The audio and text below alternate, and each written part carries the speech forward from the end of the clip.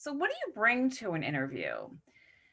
You do bring a few things, copies of your resume. So if it's in person, that is. So we're talking today mostly if this is an in-person interview. You'll bring copies of your resume. Yes, they will have it and they will have reviewed it and they will have probably written and made some comments and questions. But you want to bring extra copies of your resume in a portfolio, a nice folder. Bring a pen, piece of paper.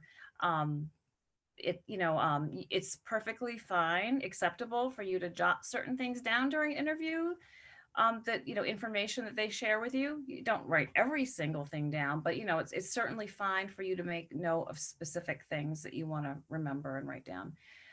You're going to have written out questions for them, and again, we're going to talk more about that. But you're going to have pre-written these questions out. They're going to be in your folder. You're not going to leave them in your head, because you want to make sure you have those written out in advance to ask.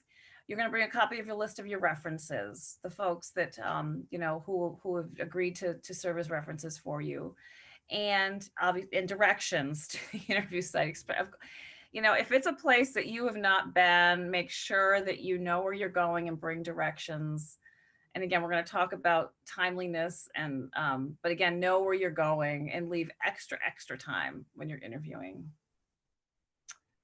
Okay, so that's what you're going to bring. What you won't bring to an interview, you may bring your phone, but there's a huge rule with the phone. It must be off and it cannot be visible.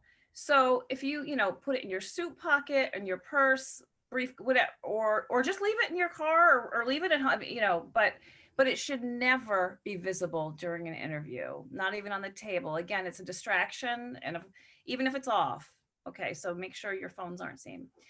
No earbuds, no heavy cologne or perfume. Again, you want the interview to be focused on you and not how you smell and what, again, if um, you're not going to bring salary demands. You might have an idea, and you should have an idea of salary for that job if it hasn't been stated, but you're not going to talk about that, and that's not going to be part of that agenda for that first interview.